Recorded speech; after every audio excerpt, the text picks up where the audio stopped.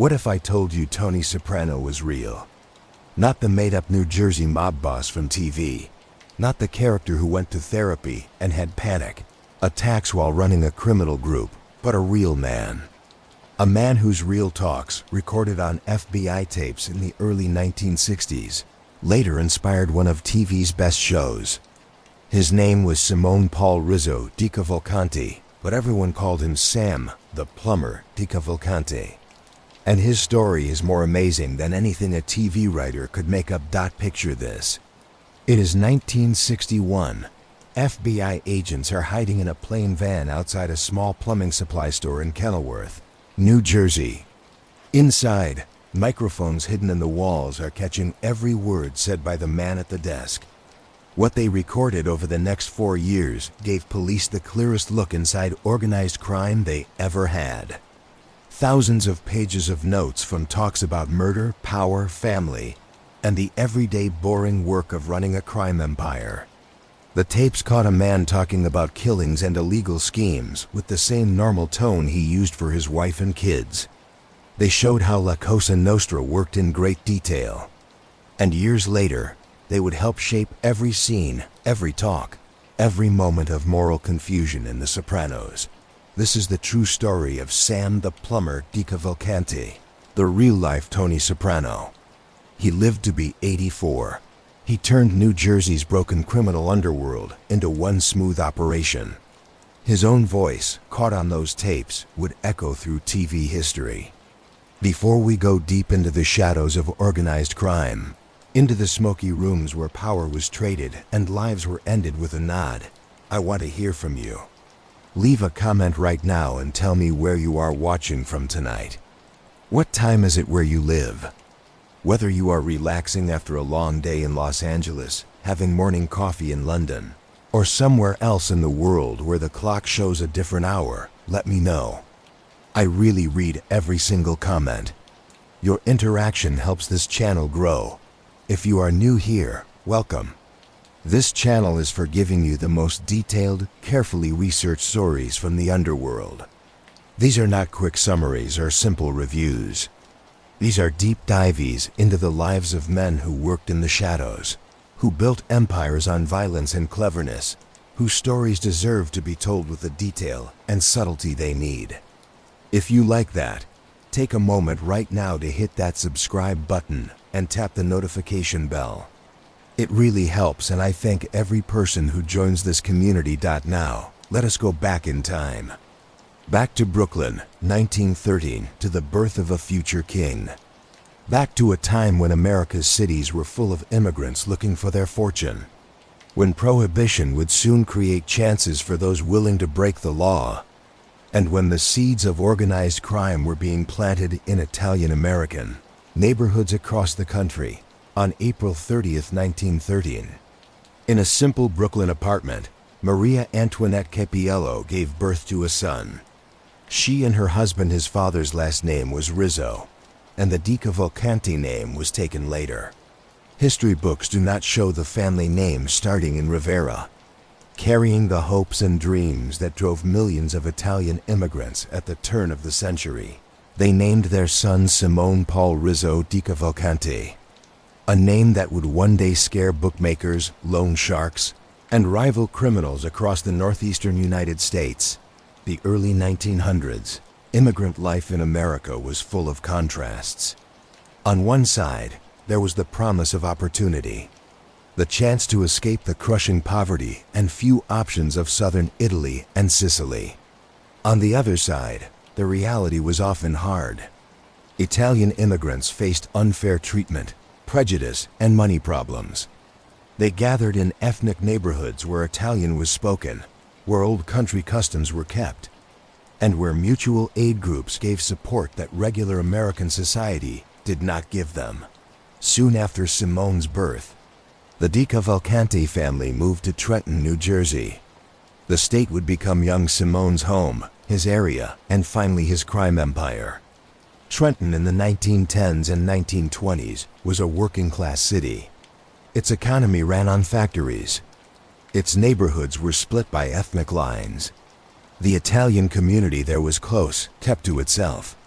and more touched by organized crime. Frank DeCavalcante, Simone's father, was not happy to work in factories or construction sites for pay that barely fed his family.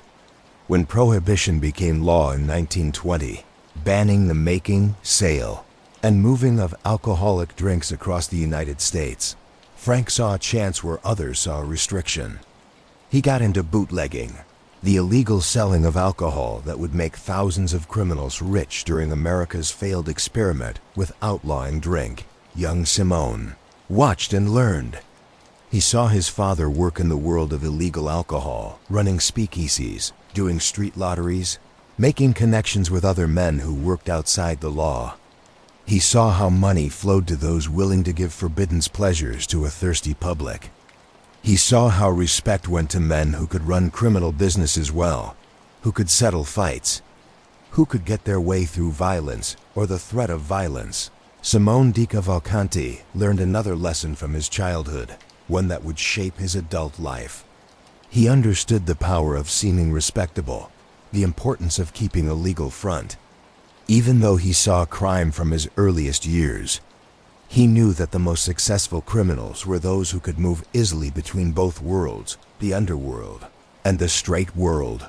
During these early years, Simone began creating the image that would follow him all his life. He claimed, without any proof, that he came from Italian nobility. Specifically, he said he was the son of an Italian nobleman. That noble blood ran in his veins. This claim was almost certainly made up, a story created to lift himself above his working-class beginnings. But it worked. His friends began calling him the Count, a nickname that suggested class. Old-world elegance, a criminal aristocrat. The young man who came from Trenton's Italian neighborhood in the 1930s was ambitious, planning, and had a sharp understanding of people. Simone DeCavalcante was average height, but he carried himself in a way that demanded attention. Even young, he dressed perfectly, always in suits, with carefully ironed shirts and nice ties. His hair, which would turn silver as he aged, was combed back neatly. He built the look of a successful businessman, a respectable community member. Behind this carefully built front, Simone DeCavalcante was learning the criminal trades that would make him rich. He got into the same rackets his father had run: gambling, bootlegging, the various schemes that took working people's wages. He showed himself to be smart and capable. He built relationships with other young criminals, with established mobsters, with the men who would eventually form the backbone of organized crime in New Jersey. The 1930s and 1940s in New Jersey were like the Wild West for organized crime. Unlike New York City, where 5 clear mafia families had set territories and a ruling structure by the 1930s, New Jersey stayed broken and fought over. Many groups fought for control. Various bosses rose and fell often. The 5 families of New York: Genovese, Gambino, Lucchese, Colombo, and Bonanawal saw New Jersey as contested land, a place where they could work without answering to any single local power. Into this messy scene, Simone DeCavalcante carefully built his power base. He set up front businesses in Trenton, most notably what would become his most famous cover operation, a plumbing and heating supply company. The business served many purposes. It gave legal income he could report on tax forms. It gave a believable reason for his lifestyle and money. It gave him a base of operations, an office where he could meet with associates, do business, and eventually, though he did not know it, be recorded by federal agents. DeCavalcante got into the classic mafia rackets of the time. Illegal gambling was the base of his operations. Numbers games, where regular people placed small bets on number combinations hoping for big payouts, made steady money. Bookmaking on horse races and sports brought in more income. These gambling operations needed organization: runners to collect bets, places to handle the action, enforcers to collect debts and deal with cheaters. Loan sharking was another profitable criminal business. DeCavalcante would lend money to desperate people folks who could not get real bank loans, charging interest rates that often went over 100% a year. The nickname The Claw became linked to him, a reference to his reputation as a greedy lender who would get every penny from borrowers, using violence or threats when needed to make sure he was paid back. Labor racketeering gave another way to make money, by getting into or controlling union locals. DeCavalcante and his friends could force money from businesses, change wages and work conditions to their advantage, and make sure construction projects and other union work paid money to organized crime. Through these years, DeCavalcante showed the qualities that would finally make him boss. He was patient, willing to wait for chances rather than force fights. He was diplomatic, able to settle fights between different groups. He was ruthless when needed, willing to allow violence to protect his interests or enforce rules. And he kept his carefully built image, the respectable businessman who just happened to own a plumbing supply company, who dressed in fine Italian suits, who claimed noble blood, who seemed more like a successful merchant than a crime boss. The structure of New Jersey organized crime during this time was ruled by several key people. Stefano Steve Badani had been the first known capo, or captain, overseeing Jersey mobsters in the early 1930s. Filippo Phil Amari had worked to organize the scattered criminal parts more formally in later years. But the person who would be most important to Simone DeCavalcante's future was Nicholas Nick Delmore Amoruso, who happened to be DeCavalcante's uncle. Delmore was a longtime bootlegger who had survived Prohibition and moved successfully into other criminal businesses. By the late 1940s, he ran what was loosely called a crime family based in Elizabeth, New Jersey. The group was small by mafia standards, maybe 30 to 35 maid members, plus a larger number of associates who worked with the family, but had not had the formal initiation ceremony that made someone a full member of La Cosa Nostra. In November 1957, an event happened that would change American law enforcement's understanding of organized crime and indirectly help Simone DeCavalcante's rise to power. In the small town of Appalachian, New York, state police raided a meeting of mafia bosses from across the country.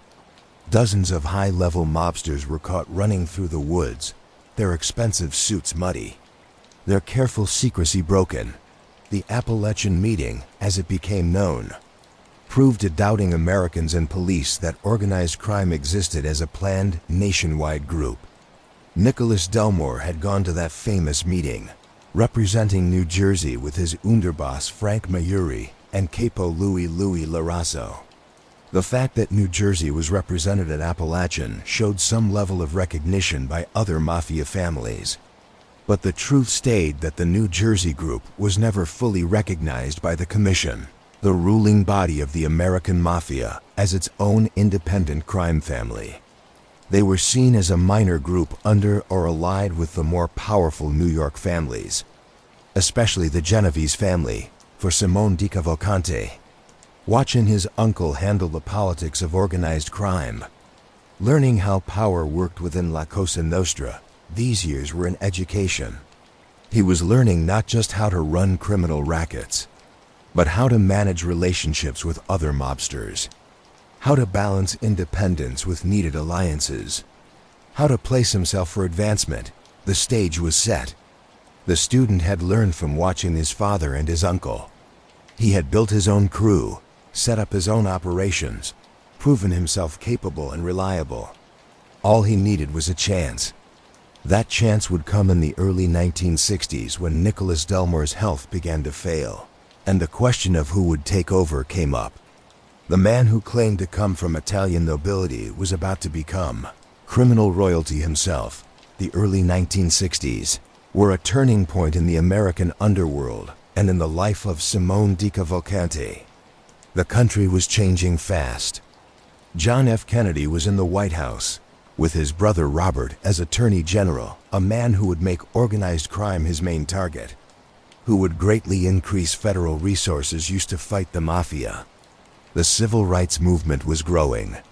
American society was becoming richer, more suburban, more aware of the criminal businesses working in its shadows. For the New Jersey underworld, change came through biology. Nicholas Delmore, the longtime boss of the Elizabeth crime family, was very sick. His health got worse through the early 1960s, and the question of who would take over always a delicate and possibly violent matter in organized crime had to be addressed. Delmore's nephew, Simone DeCavalcante, was the natural choice. He had proven himself over decades. He had his own crew, his own rackets, his own reputation. More importantly, he had his uncle's trust and the respect of the made members who would have to accept his leadership.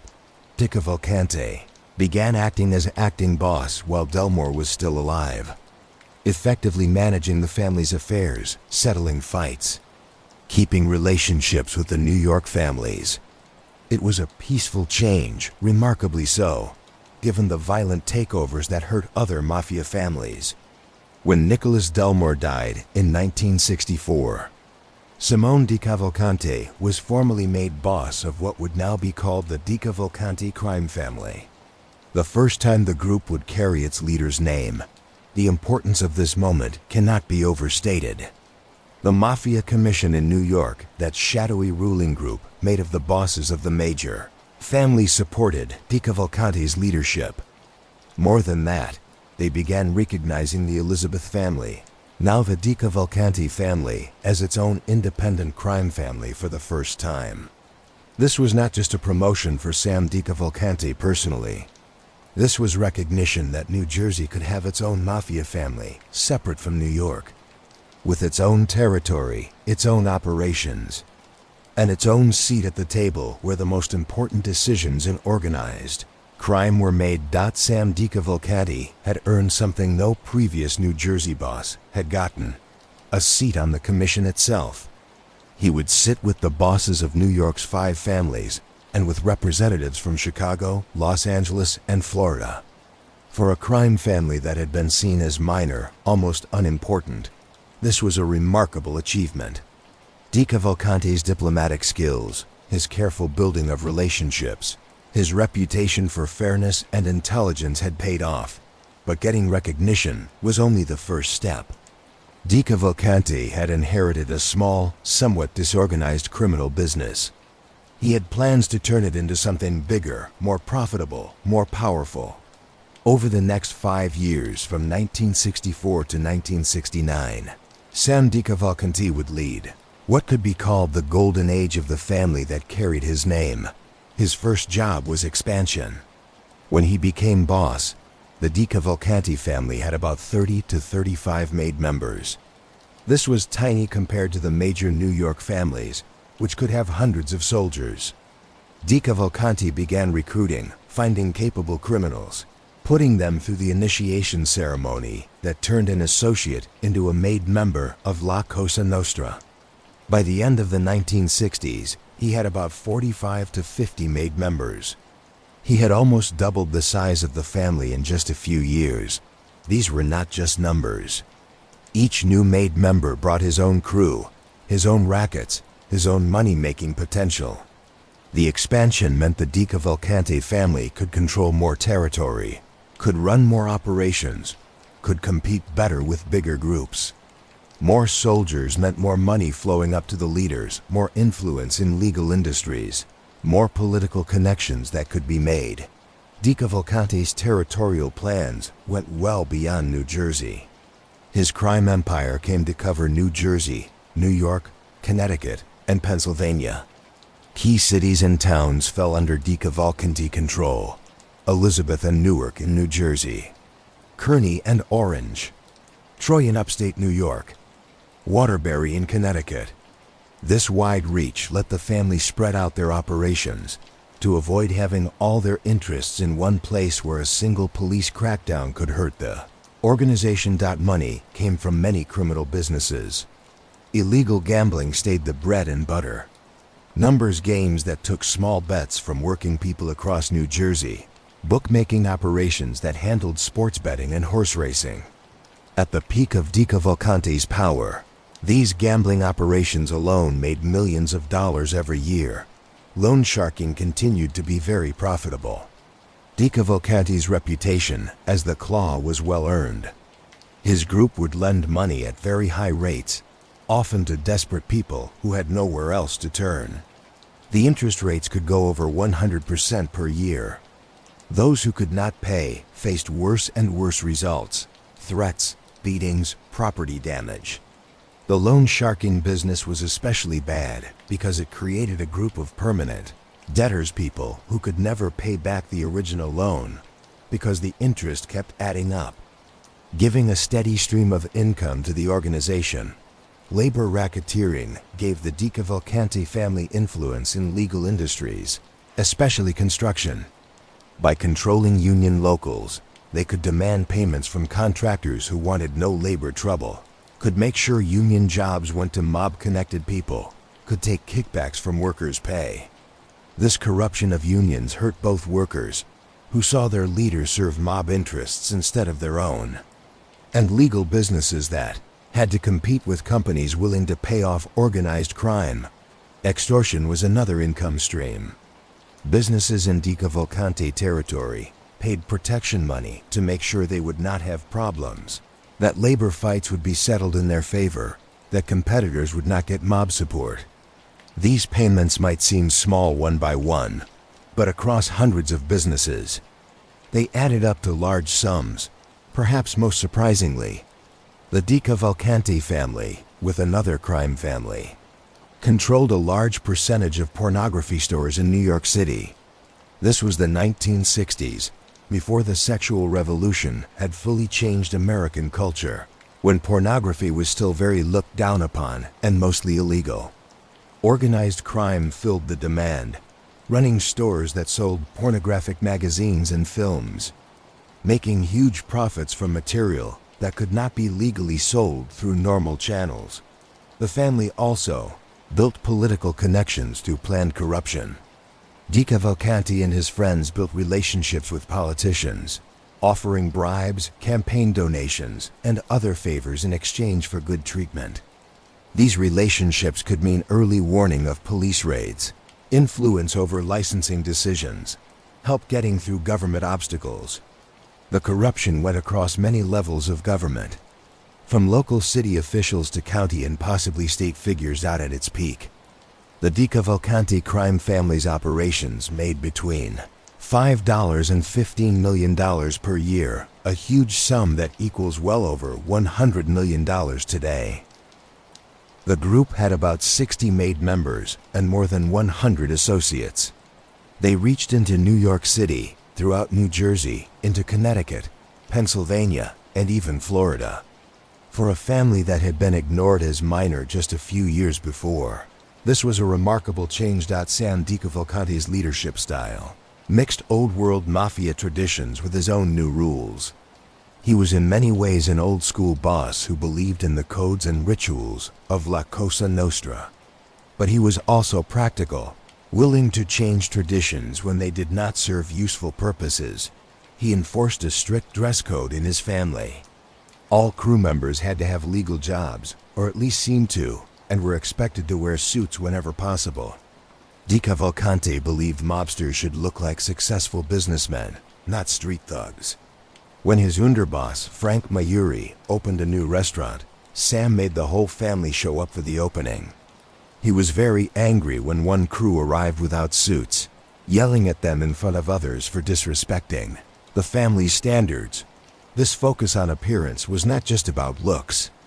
DeCavalcante understood that police and the public had certain ideas about what criminals looked like. By dressing his soldiers in business clothes, by insisting they keep legal jobs, he made it harder for authorities to target them, harder for lawyers to convince juries that these well-dressed men were dangerous criminals. When it came to the mafia's traditional initiation ceremony, DeCavalcante made a notable change.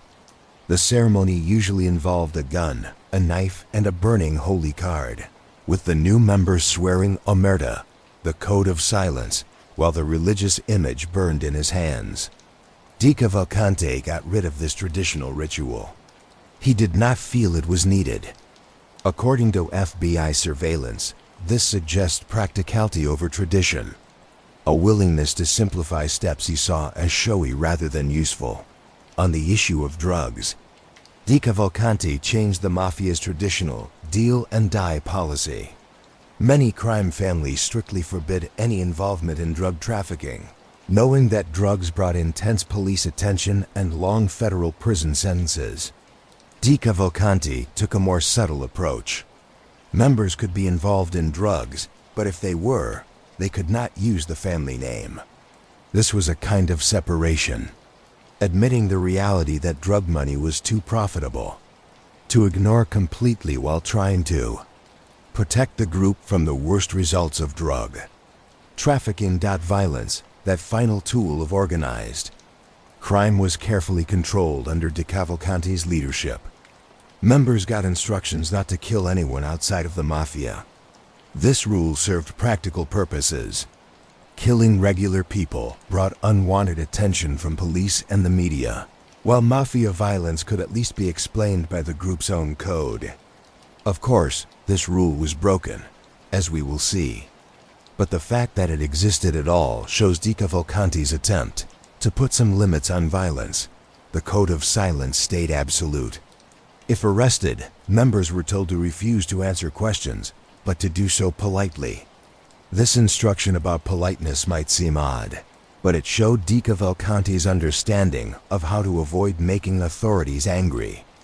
A rude suspect who cursed at police and refused to cooperate might get worse treatment. Someone who politely said no, who said, "I'm sorry, officer, but I'd like to speak with my lawyer," might do better.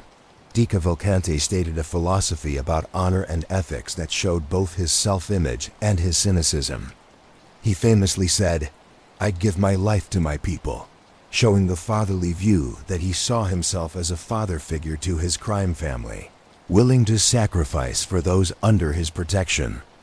But he also said, "Honest people have no ethics," a statement that suggests he believed those who followed society's rules were somehow less moral than criminals who at least admitted and followed the code of La Cosa Nostra. However twisted that logic might be, he insisted repeatedly, both to his own people and to representatives of other families, that Cosa Nostra is Cosa Nostra and Amico Nostro is Amico Nostro. Our thing is our thing. A friend of ours is a friend of ours. What he meant by this was that there should be no difference between his family and New York's 5 families. He demanded equal treatment, equal respect. This insistence on equality would become a repeating theme in his leadership and a source of frustration when he felt New York bosses did not give him the respect he believed he deserved. During the mid-1960s, DeCavalcante found himself playing a key diplomatic role in one of the biggest mafia conflicts of the time, the Bonanno War. Joseph Bonanno, boss of one of New York's 5 families, had plotted with Joseph Magliocco to kill rival commission members. The plot was betrayed by Joseph Colombo, who told the planned targets. In October 1964, Bonanno was kidnapped off the streets of New York. The commission needed a go-between, someone who could talk to the Bonanno family without seeming to take sides, someone trusted by all. Sam DeCavalcante was chosen for this delicate job. He served as the link between the commission and the Bonanno family during the years of conflict that followed.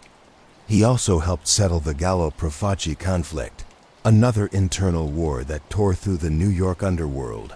These diplomatic missions earned DeCavalcante great respect from New York bosses. He showed fairness, intelligence, and the ability to navigate dangerous political waters without making any side angry. FBI surveillance would later catch DeCavalcante talking about casino operations in Las Vegas, that desert city where organized crime had invested heavily in legal gambling places.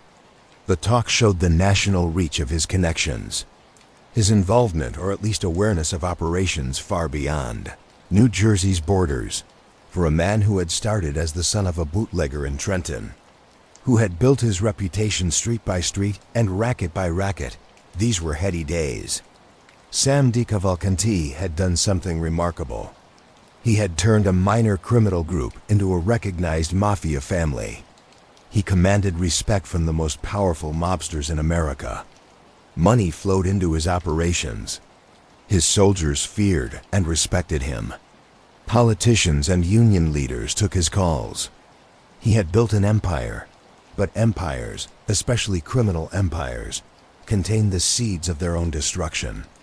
And unknown to Sam DeCavalcante, even as he sat in his plumbing supply office doing business, making decisions that affected hundreds of people across several states, every word he spoke was being caught by a device hidden in his walls. The FBI was building a case, gathering evidence, learning the inner workings of La Cosa Nostra from the boss himself. The golden age of the DeCavalcante family was about to end. Brought down not by a rival's bullet or a follower's betrayal, but by technology and the boss's own incriminating words.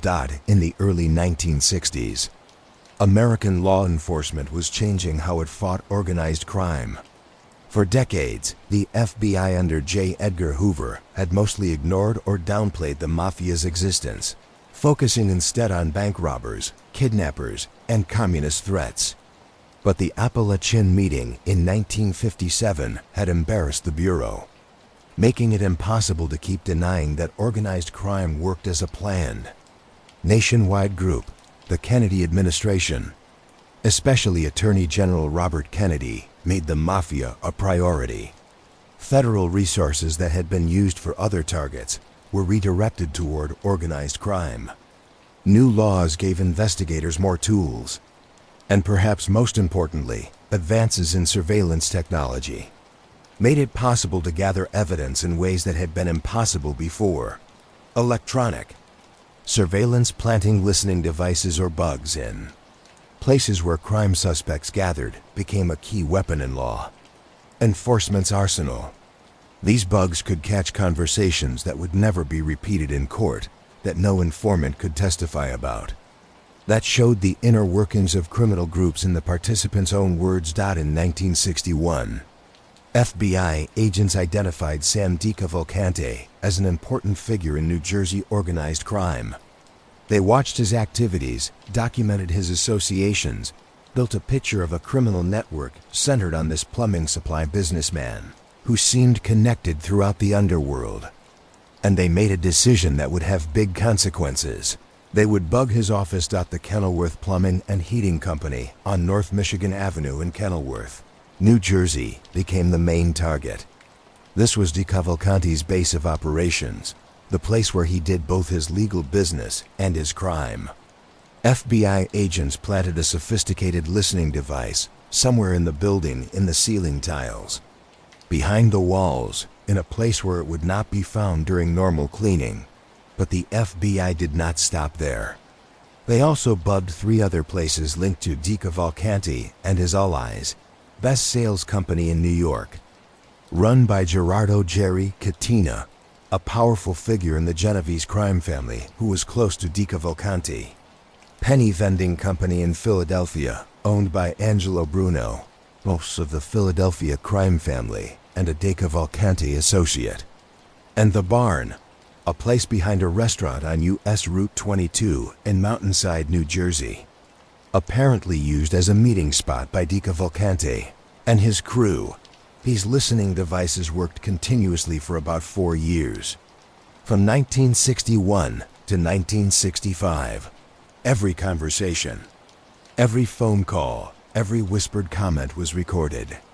FBI agents and support staff spent thousands of hours listening to the tapes, writing down the conversations, translating when needed, since many mobsters spoke in Italian or Sicilian dialect when discussing sensitive matters, and organizing the material for possible prosecution. The resulting collection became known as the DeCavalcante tapes, or DeCavalcante papers. They were the most complete record of mafia operations law enforcement had ever gotten. The tapes were not just evidence of specific crimes, though they had that.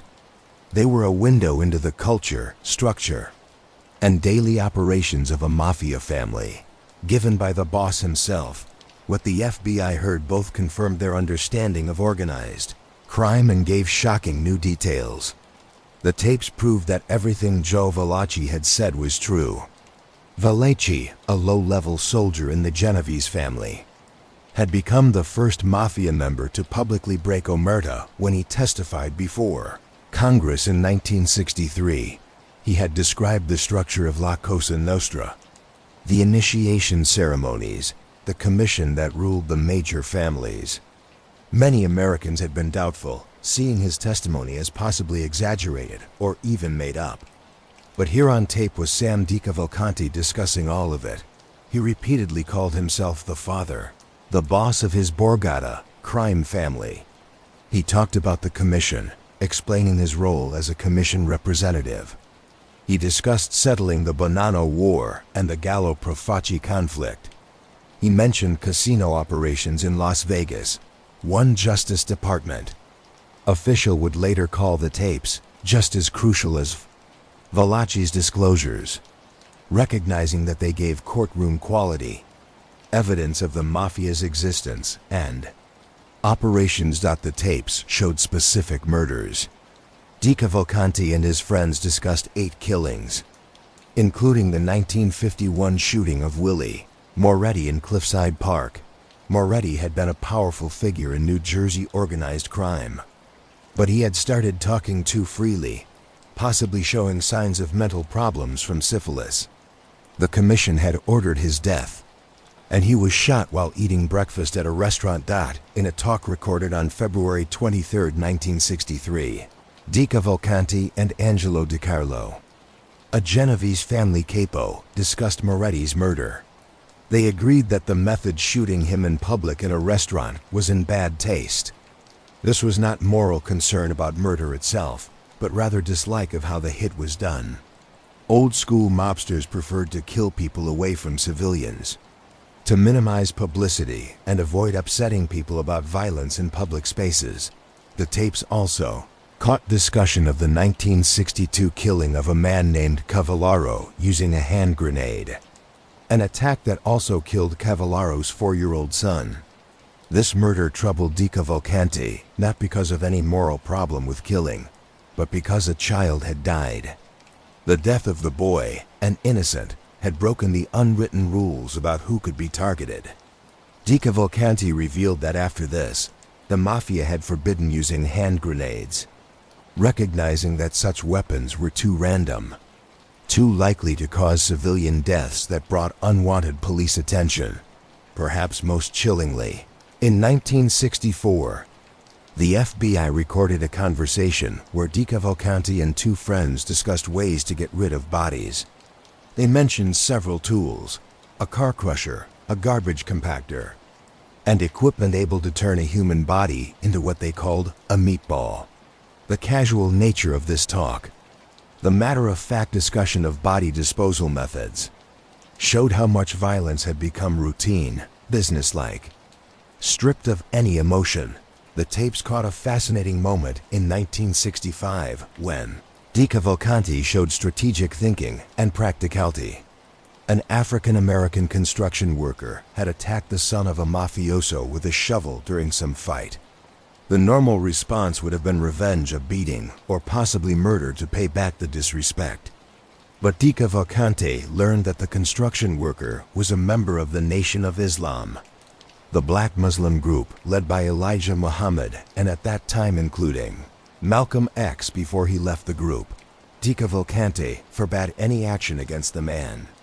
He feared that killing a black Muslim would start a war between the Nation of Islam and the Mafia.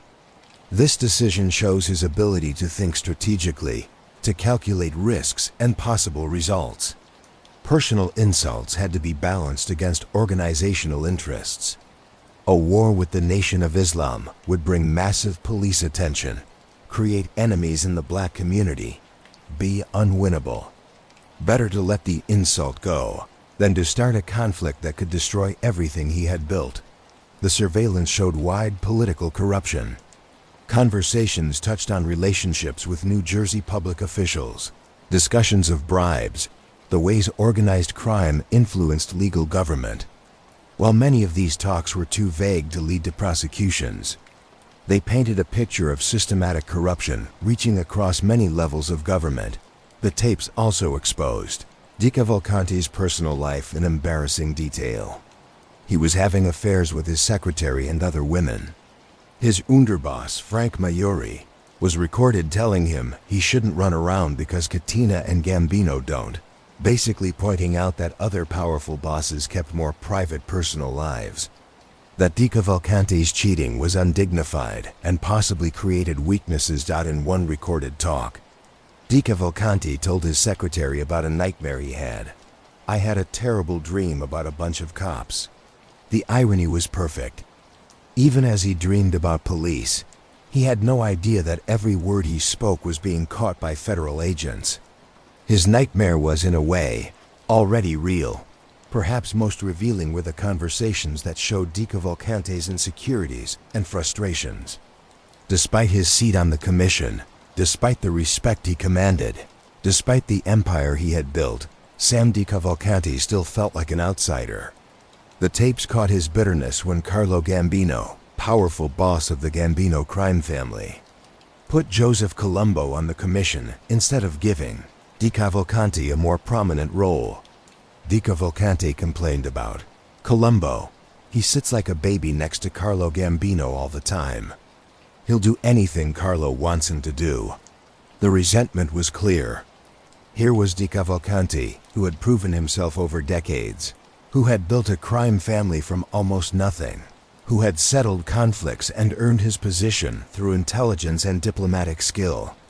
And yet younger, less experienced bosses from New York got more deference, more respect, more influence. In another conversation, DeCavalcante showed a deeper disappointment. "Sometimes, Frank, the more things you see, the more disillusioned you become. You know, honesty and honorability, those things." This statement is remarkable coming from a mafia boss. The man who had built his life around La Cosa Nostra, who had dedicated himself to our thing, was expressing doubt about whether the code he had lived by meant anything at all. Had the honored society become dishonorable? Were the old values of loyalty and respect being abandoned by a new generation, more concerned with money than tradition? These recordings showed Sam DeCavalcante not as a one-dimensional villain or crime mastermind, but as a complex, flawed human being. He was proud and insecure, traditional and practical, ruthless and sentimental. He could order violence one moment and express philosophical doubts the next. He wanted respectability while building his fortune on illegal businesses. He claimed noble blood while working as what he called the plumber. But there was a critical problem with all this evidence. All these thousands of pages of notes. No court order had been given for the wiretaps. In their eagerness to get inside organized crime, the FBI had planted bugs without getting proper legal permission. This was not unusual during that time.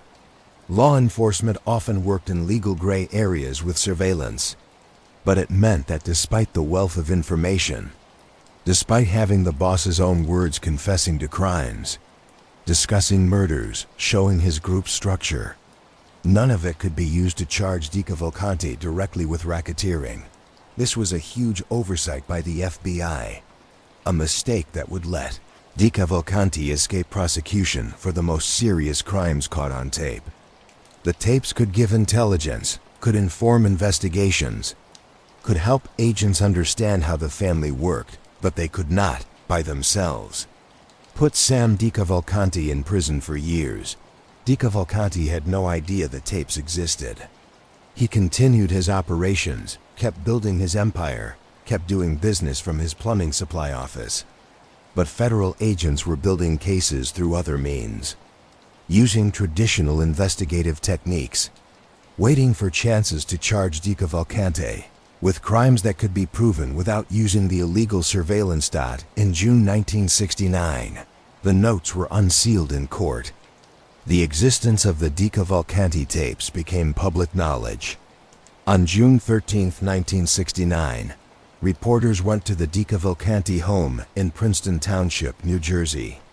They knocked on doors, asked for comments, tried to get reactions from the man whose private talks had been exposed to the world. Sam DeCavalcante's wife, Mary, stayed silent, refusing to speak to the media. Neighbors were upset by the attention, disturbed to learn that a mafia boss had been living among them. The carefully built front that DeCavalcante had kept for decades, the respectable businessman, the legal plumbing supply owner, the man who just happened to dress well and have interesting friends, was destroyed in an instant. His low-key persona and legitimate cover was destroyed, as one law enforcement official put it. Everyone now knew what Sam DeCavalcante really was. His children had to face the reality of their father's criminal life. His wife had to endure not just the knowledge that her husband was a mobster, but that his cheating had been recorded and made public. His neighbors looked at him differently. Legal business partners distanced themselves. The psychological effect on DeCavalcante must have been deep. For a man who had built an image of respectability, who had claimed noble blood, who had always dressed in expensive suits and presented himself as a successful businessman, to have his actual activities exposed in such detail, in his own words, was devastating. The tapes had stripped away every pretense, every careful lie he told about his life and work, but the destruction of his public image was only the beginning. Federal lawyers might not have been able to use the tapes directly, but they had other cases they were building. And Sam DeCavalcante's luck was about to run out in ways that would prove far more serious than embarrassment. The late 1960s were a disastrous time for Sam DeCavalcante. The exposure of the FBI surveillance tapes had destroyed his cover. But worse was coming. Federal lawyers, frustrated that they could not use the treasure of evidence from the illegal wiretaps, tried harder to build cases that could be prosecuted through legal investigative means. They did not have to wait long for chances. The first big case centered on what became known as the Trevose dice game scheme. On September 28, 1965, DeCavalcante supposedly planned an extortion plot that perfectly showed the kind of clever criminal thinking that had made him successful and the kind of arrogance that would help cause his downfall. Plan was elegant in its idea. DeCavalcante sent two Brooklyn mobsters, Daniel "Danny" Annunziata and Gaetano "Corky" Vestola, to an illegal dice game at a motel in Trevose, Pennsylvania. The plan called for them to join the game, then suddenly discover that the dice were loaded, that the game was fixed. They would stage a holdup, claim they were victims of fraud, and demand payment. The first demand would be for $20,000. The plan went as designed. 4 gamblers were robbed at gunpoint during the staged discovery of the supposedly loaded dice. But of course, the dice were not actually loaded. This was a lie made to justify the robbery. The question then became how to collect payment without the victims just going to the police, or if they were connected to other criminal groups. Getting violent revenge. This is where DeCavalcante's reputation came in. Over 3 meetings, one at DeCavalcante's plumbing company, one at a diner in Lawrence Township, and another at a motel, Sam placed himself as a neutral judge. He would hear both sides, decide what was fair, arrange a settlement. This was classic mafia mediation, a kind of dispute resolution that had earned DeCavalcante respect throughout his career. After hearing the arguments, DeCavalcante judged a settlement of $12,000, less than the first demand, which made it seem reasonable, like he had actually negotiated a fair compromise. As the supposedly neutral judge, DeCavalcante collected $3,800 as his fee for solving the dispute. It was a con game dressed up as legal judging.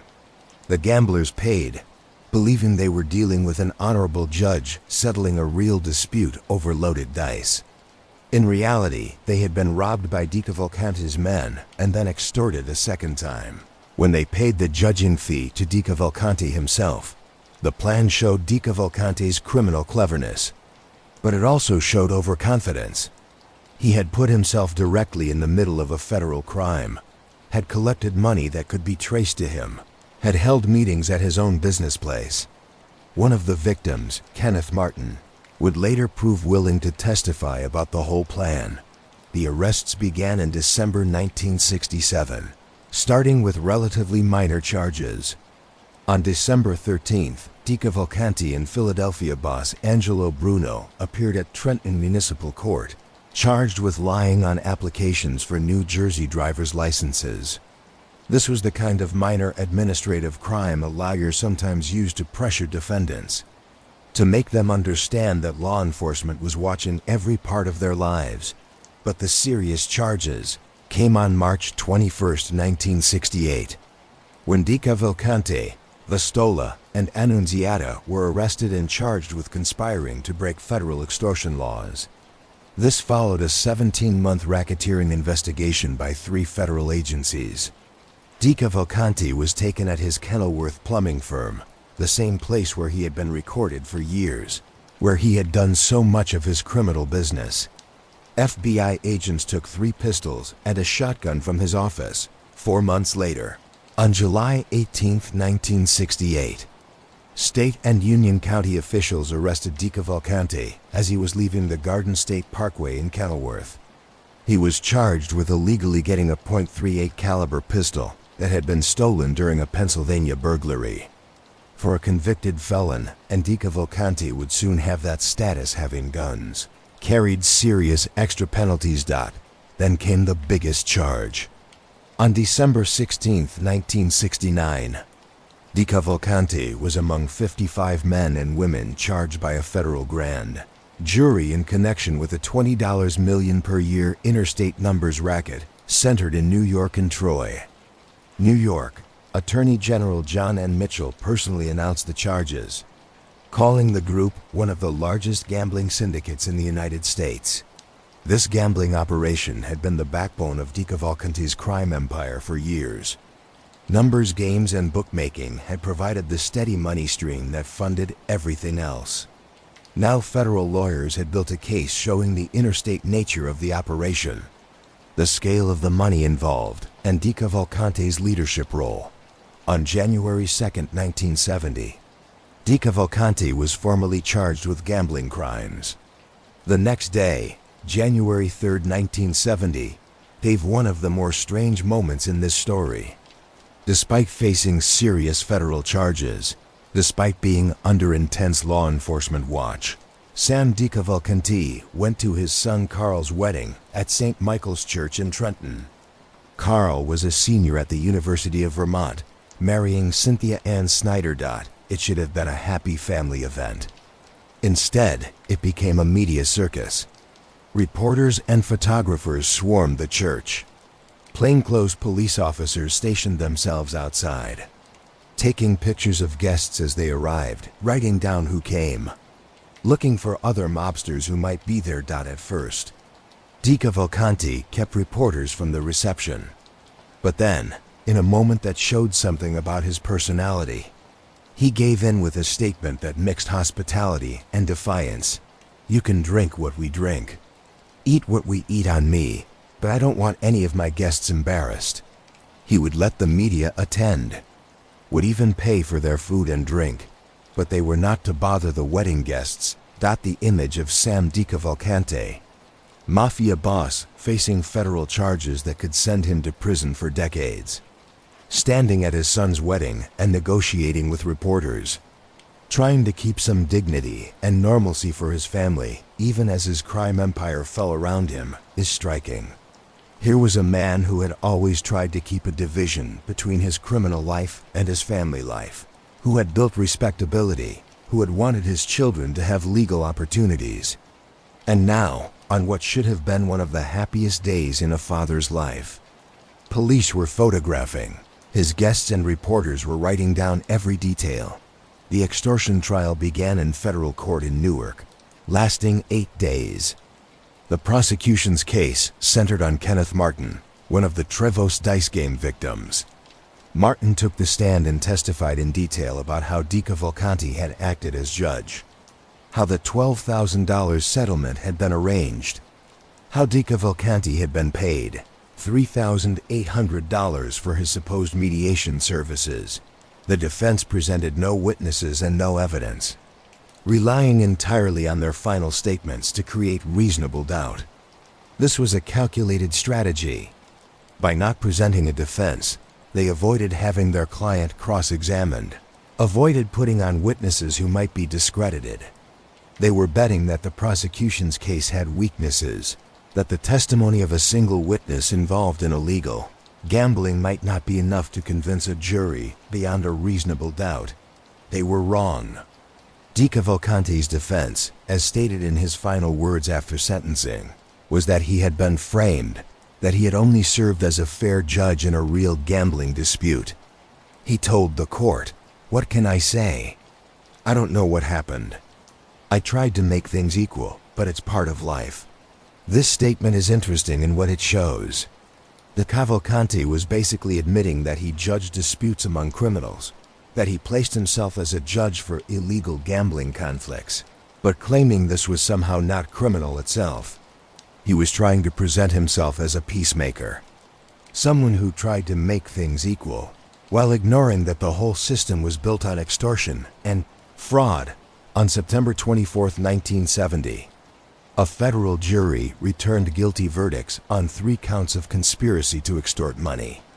This was Sam DeCavalcante's first criminal conviction at age 57, for a man who had worked in the criminal underworld for over 3 decades without being convicted of a crime, who had prided himself on his intelligence and caution.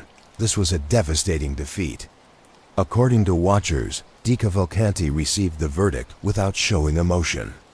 He did not break down, did not show feeling, kept the dignified manner he had built throughout his life. His co-defendants, Annunziata and Vastola, were convicted on 1 count each. Bail was set at $50,000. 8 days later, on October 2, 1970, DeCavalcante was sentenced to the maximum penalty, 15 years in federal prison. The judge had heard the evidence, had considered DeCavalcante's lack of remorse, and had decided that the maximum sentence was right, but the legal troubles did not end there.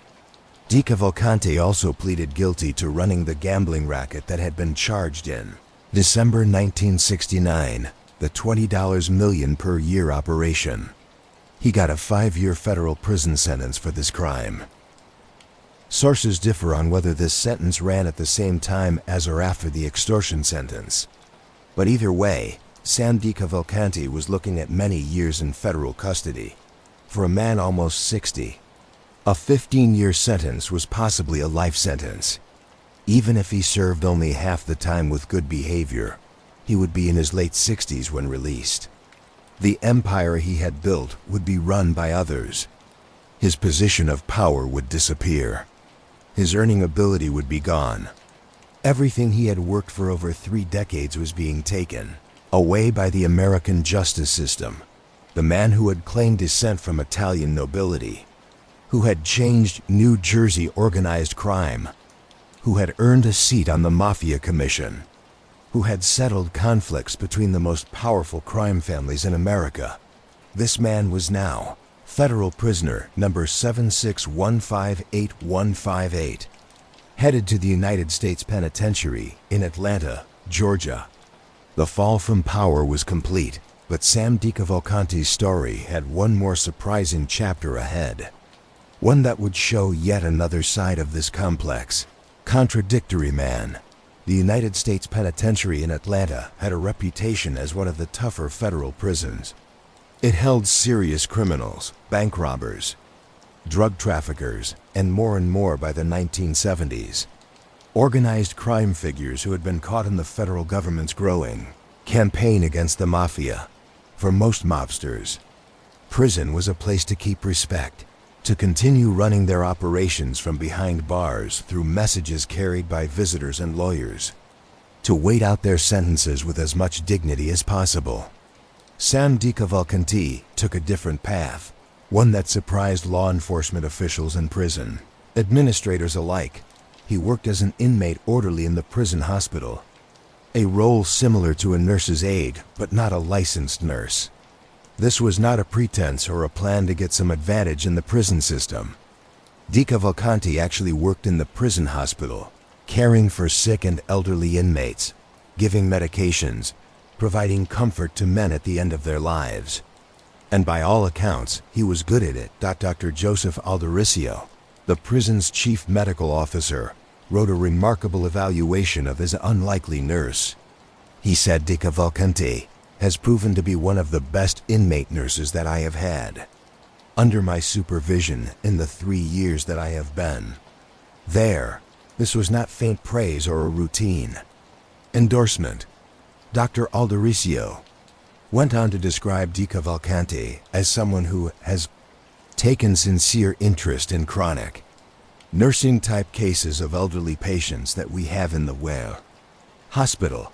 Think about what this means. Sam DeCavalcante, the man who had discussed ways to get rid of bodies, who had allowed violence, who had built a crime empire on gambling, loan sharking, and extortion, this same man was now sitting with dying elderly prisoners, changing bedpans, giving medications, providing human comfort in their final days. What do we make of this change? Several interpretations are possible. The cynical view would be that DeCavalcante was just playing the system, that he recognized good behavior could lead to early release and chose nursing as a way to impress parole boards and prison administrators. By showing compassion and usefulness, he could shorten his sentence. A more psychological interpretation might be that prison, stripped of his power and position, forced DeCavalcante to face who he was beneath the carefully built image. Perhaps caring for the sick and dying represented real redemption, a recognition that his life of crime had been a mistake, that he could do something positive with whatever time he had left. Or perhaps the truth lies somewhere between these extremes.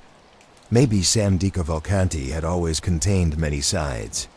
The ability for violence and compassion, ruthlessness and gentleness, criminality and real human kindness. Maybe the fatherly image he had built, his self-identification as a father to his crime family, reflected a real desire to care for others, however twisted its expression through organized crime. In the prison hospital, working with vulnerable patients who needed help, perhaps he found a way to express that side of his personality in a constructive rather than destructive way. Whatever his reasons, the fact remains that DeCavalcante did well in this role. Dr. Aldericio's evaluation was not required to be so enthusiastic. He could have written a routine letter noting satisfactory work.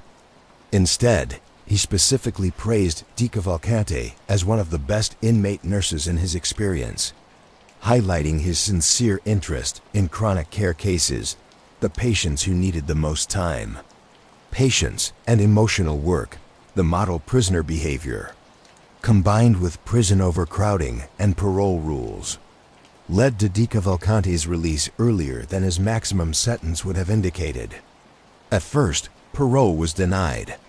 The authorities recognized he was a significant organized crime figure whose release might lead to his returning to criminal activity. But eventually, the combination of factors worked in his favor. On December 20th, 1973, Sam DeCavalcante was granted mandatory release after serving more than half of his 5-year gambling sentence. According to a Federal Bureau of Prisons spokesman, the release was based on good behavior, his exemplary work as an inmate orderly, and credit for time served on his earlier conviction, which had been overturned on appeal. He had served about 6 years total significant time, but far less than the 15-year maximum he had faced at age 60. Sam DeCavalcante walked out of the United States Penitentiary in Atlanta a free man. The question facing him and facing law enforcement officials who watched his release was what he would do with his freedom. Would he return to New Jersey and try to take back control of the crime family that carried his name?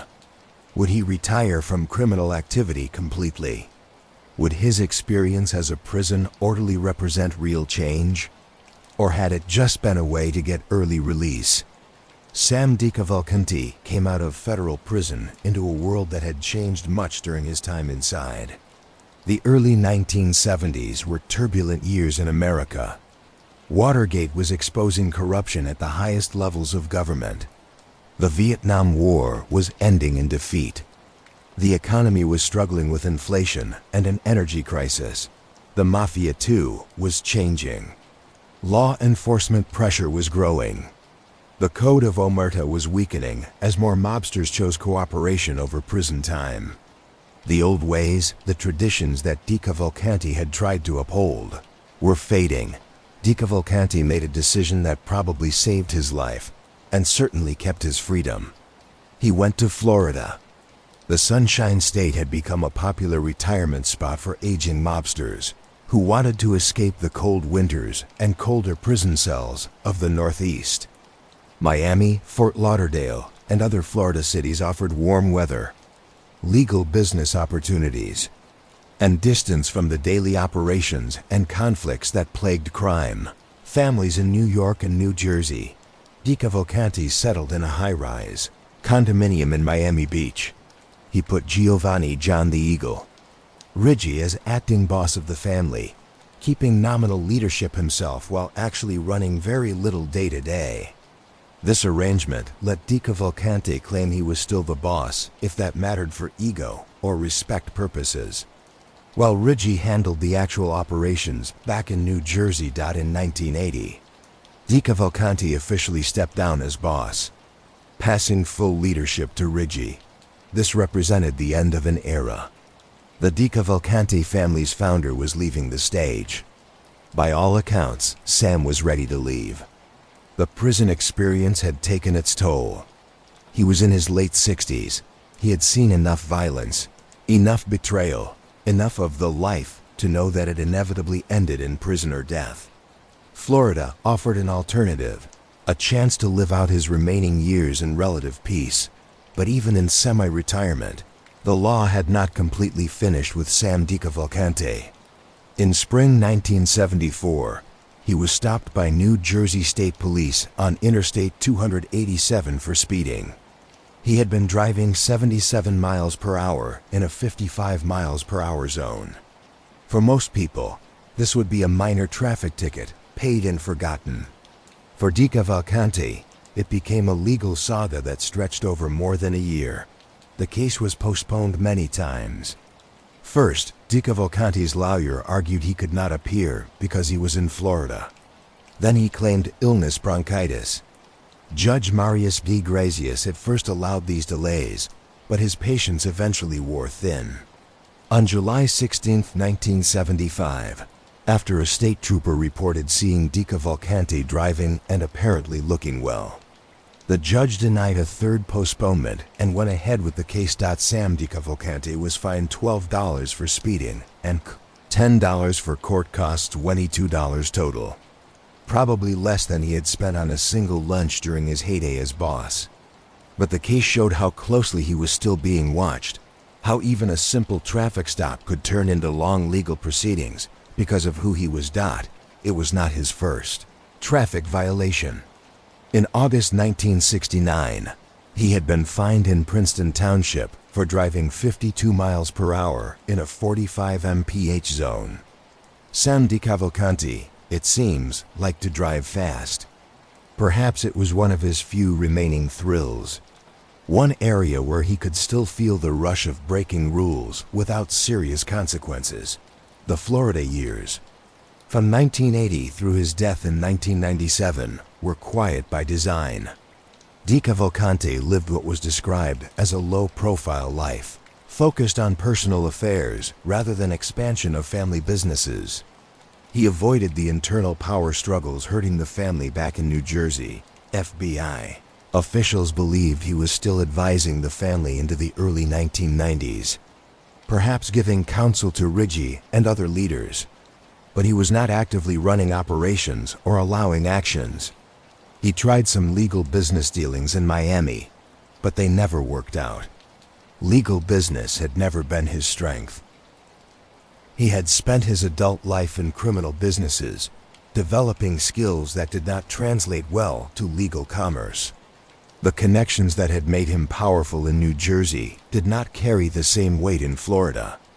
He was just another retiree in a state full of retirees.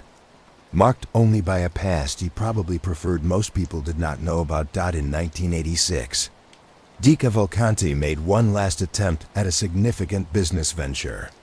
He started planning to build a legal resort casino in South Florida. This was interesting on many levels. Casinos had long been linked with organized crime, especially in Las Vegas, where mobsters had built the first major casino resorts. But by the 1980s, casino gambling was becoming more regulated, more corporate, more legal. Atlantic City had legalized gambling in 1976, and other places were considering it as a way to make tax money and tourism. For DeCavalcante, a legal casino would have been perfect. A business that used all his understanding of gambling but worked within the law. It could have been his redemption story, the final achievement to a life that had moved from crime to rehabilitation. But it was not to be. In 1986, Florida voters rejected casino gambling in a public vote. DeCavalcante's project died before it could begin. Back in New Jersey, the family he had built was having mixed fortunes under Giovanni Riggi's leadership.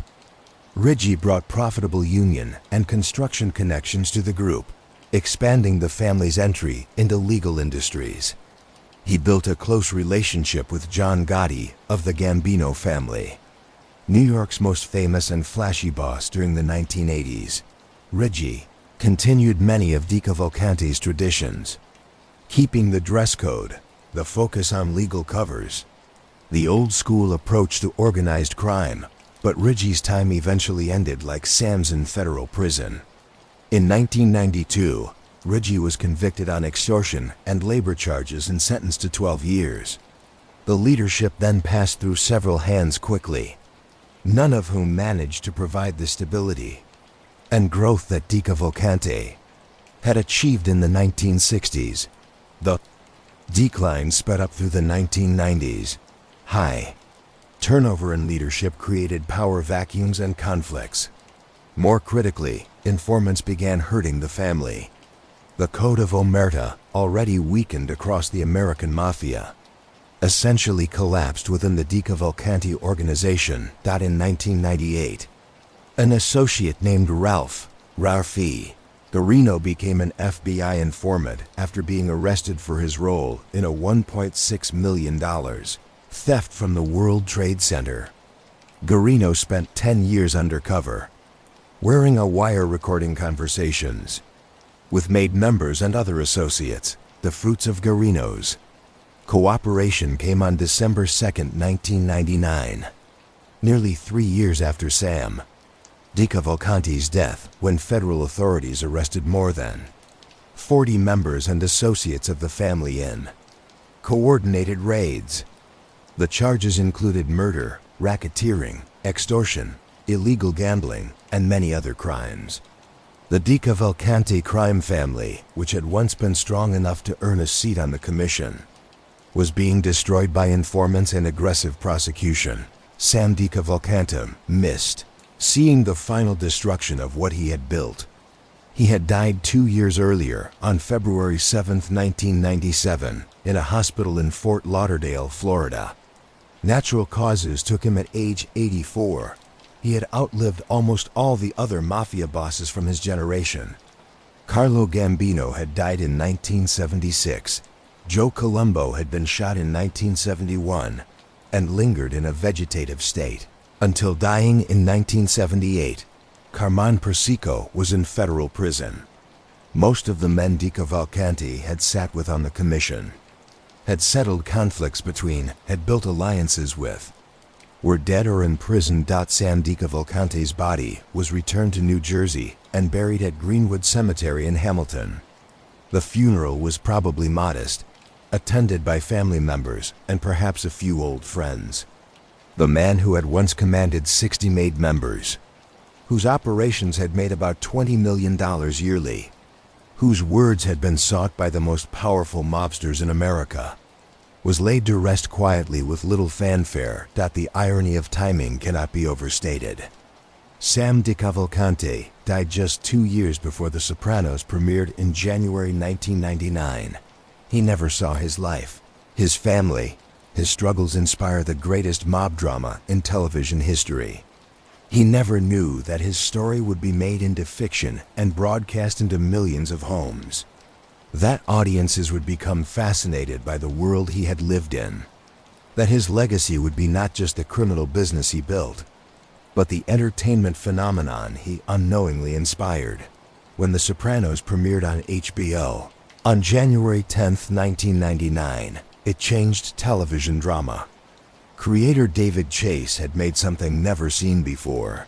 A show that treated a mob boss as a fully realized character, complete with psychological complexity, family problems, existential doubts, and panic attacks that sent him to therapy.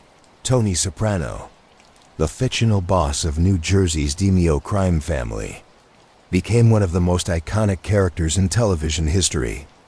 Played brilliantly by James Gandolfini, the show's genius was in its refusal to glamorize organized crime while also refusing to simplify it. Tony Soprano was violent, unfaithful, cruel, but also charming, occasionally vulnerable, struggling with depression and the realization that the world he lived in was dying. Asterisk. The Sopranos asterisk showed mob life as both ordinary and terrifying, filled with everyday worries about money and family and respect, but also with sudden explosions of violence that destroyed lives in an instant. David Chase has admitted drawing inspiration from the DeCavalcante family, though he has denied that The Sopranos was a direct copy of their story. But the parallels are too many and too specific to be coincidental. Sam DeCavalcante and Tony Soprano both ran North Jersey operations. Both dealt with disappointment about the honored society, questioning whether the values they had been raised to respect still meant anything. Both had extramarital affairs exposed through surveillance, Sam through FBI tapes, Tony through FBI surveillance and informants. Both felt disrespected by New York families despite their achievements. The FBI recordings caught DeCavalcante complaining about underperforming friends and family betrayals, exactly the kinds of complaints Tony brings to Dr. Melfi in therapy sessions throughout The Sopranos. Both men struggled with the gap between what La Cosa Nostra was supposed to be, an honored society, a brotherhood bound by loyalty and respect, and what it actually was, a criminal business where informants betrayed their friends, where money beat loyalty, where the old codes were breaking down.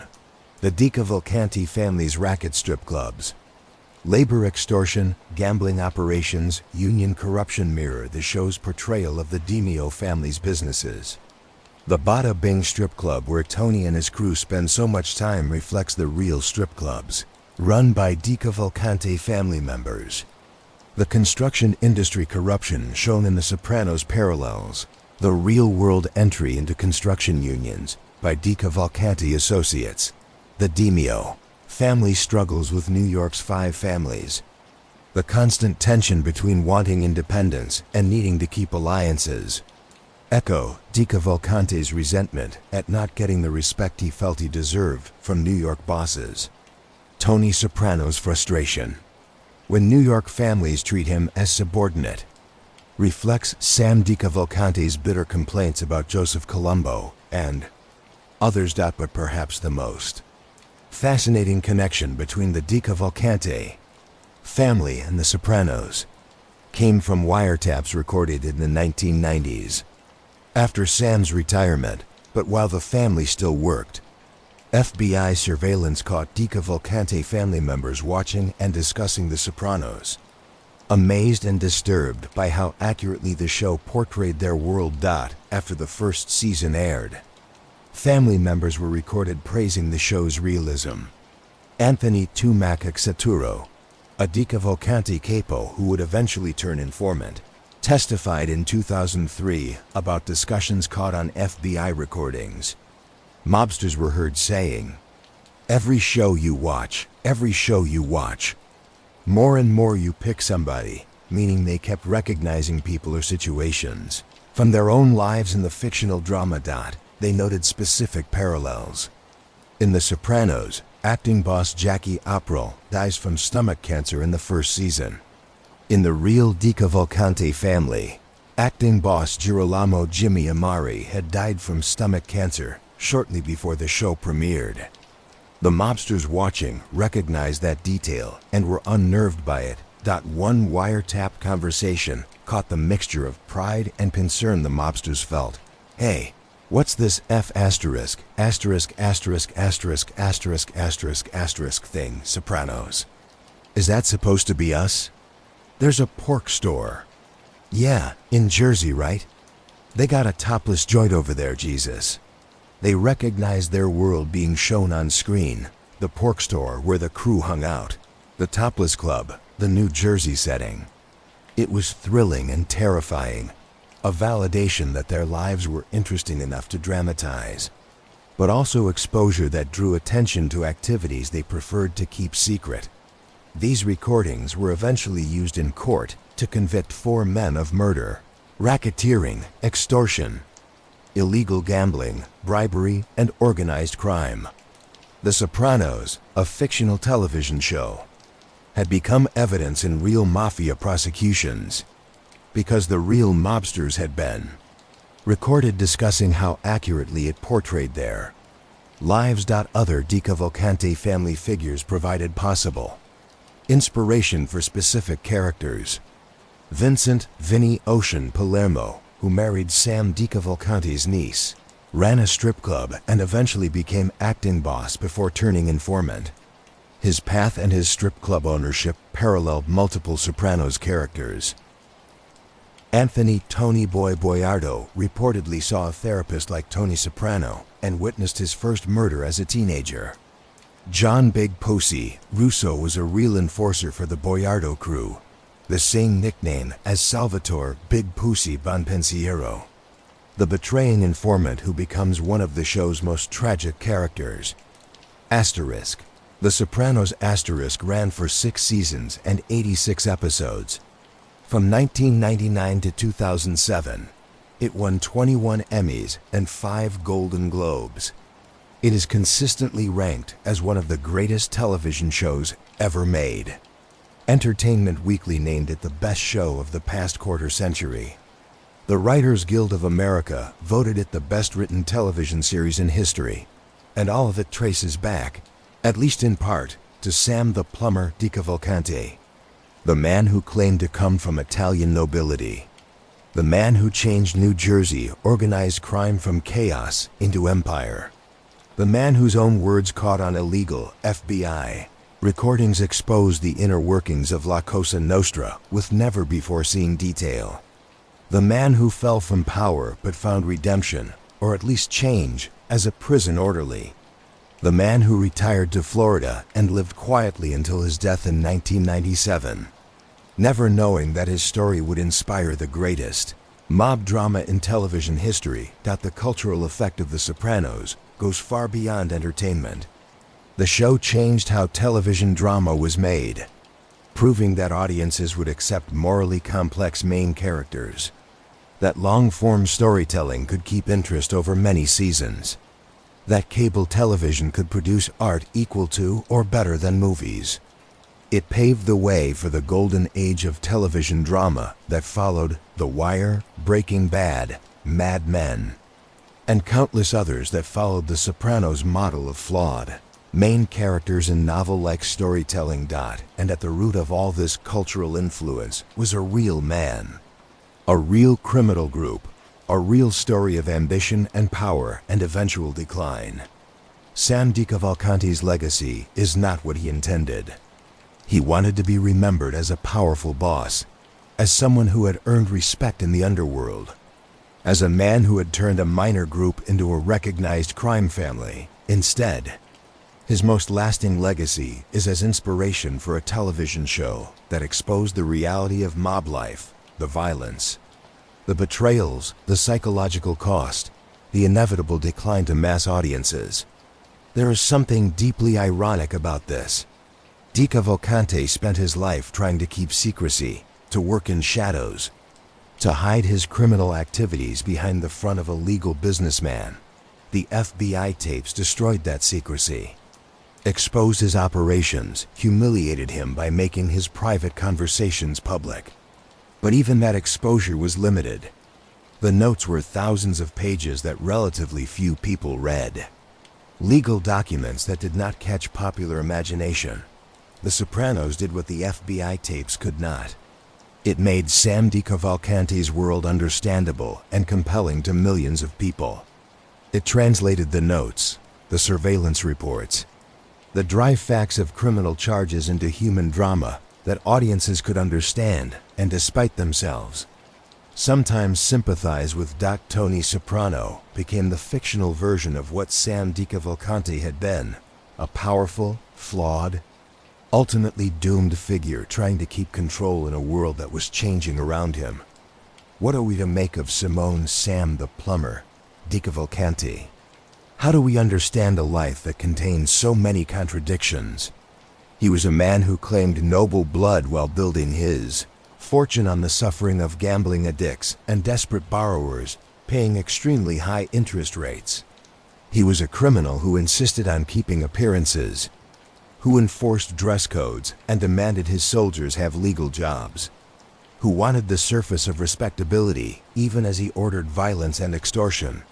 He was a boss who spoke well about honor and loyalty while having affairs that would be exposed through surveillance, who complained about the falling ethics of La Cosa Nostra while taking part in those same ethical declines.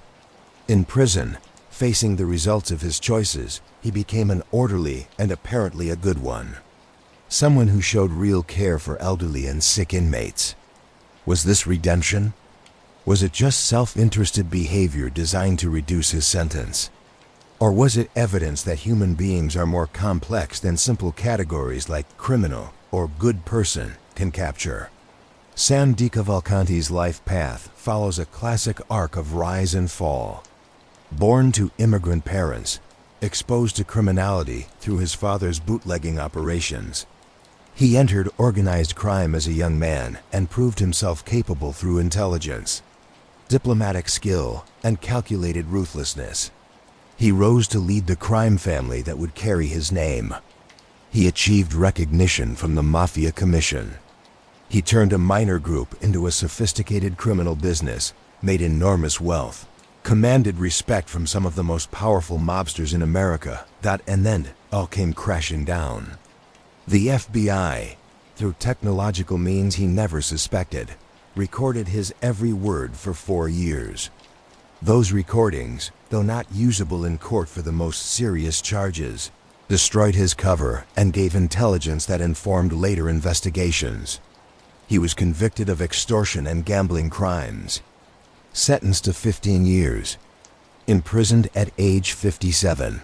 His carefully built empire began eroding immediately. His position of power evaporated. The prison years showed another side of DeCavalcante, perhaps a side that had always been there, but had been directed into criminal business rather than constructive activities. His work as an orderly, his care for dying patients, suggests a capacity for empathy and service that seems at odds with his criminal career. But perhaps it is not contradictory at all.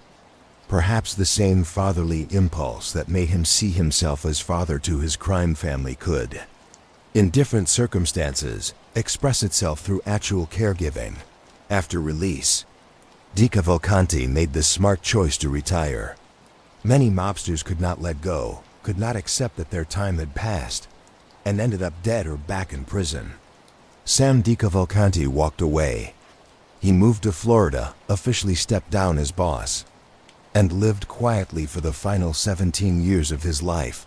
He missed seeing the complete destruction of his crime family, which came through informants and federal prosecution shortly after his death. He missed seeing The Sopranos premiere and turn his story into a cultural phenomenon. The timing of his death, February 1997. Just 22 months before The Sopranos premiered, adds a final layer of irony to his story. If he had lived 2 more years, he would have seen a version of his life projected into millions of homes weekly. He would have witnessed America become obsessed with New Jersey mob life, with stories of wise guys struggling with the same issues he had struggled with. Would he have been flattered, angry, amused? Would he have seen Tony Soprano as a reflection of himself? Or would he have rejected the comparison?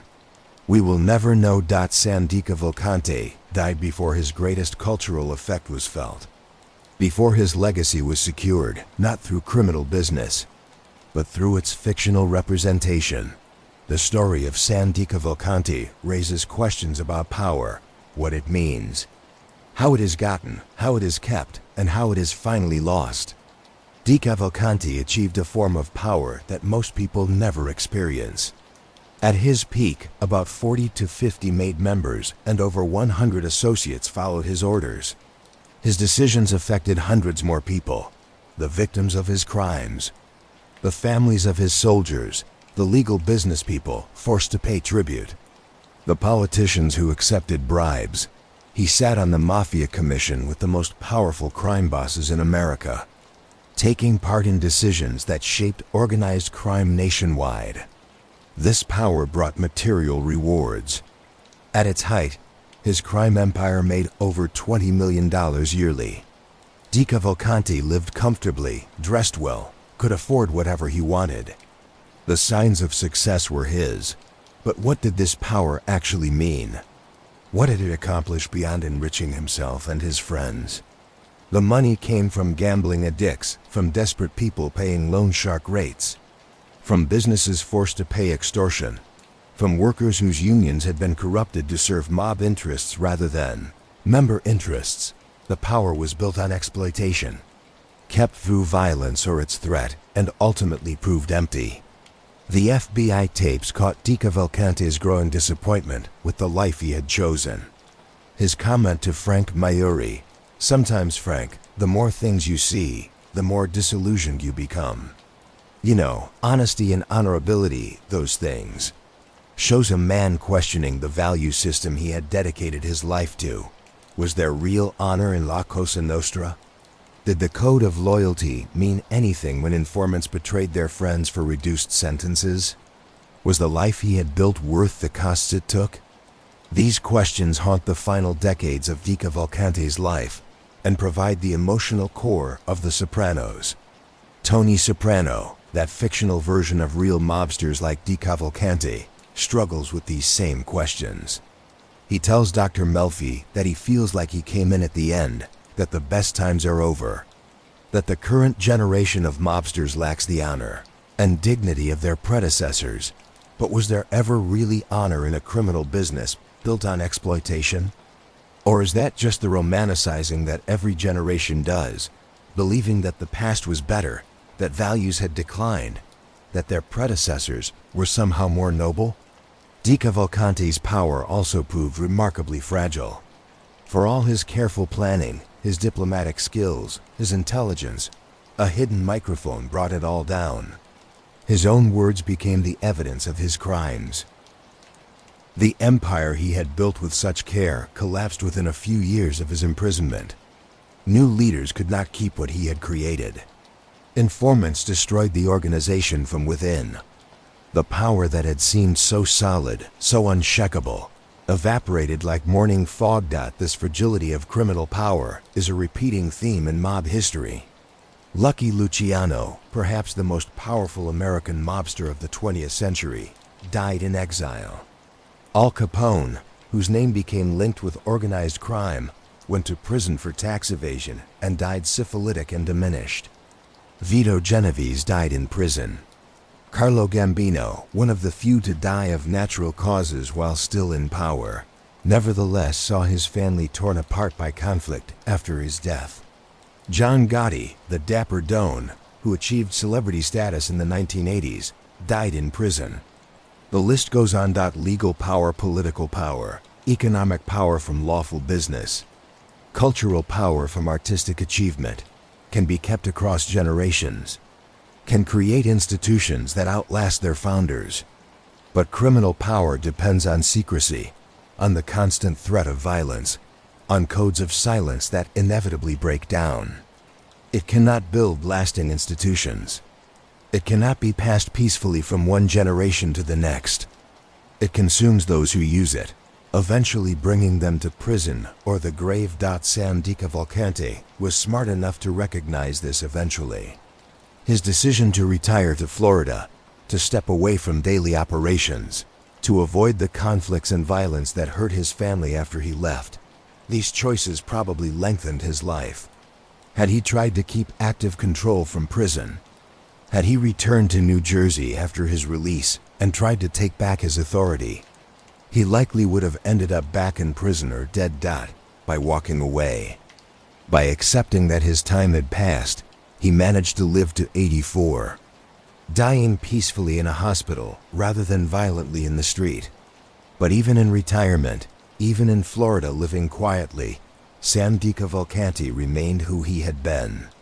The FBI believed he was still advising the family in the early 1990s. He never truly escaped the life he had chosen, never fully changed into something else.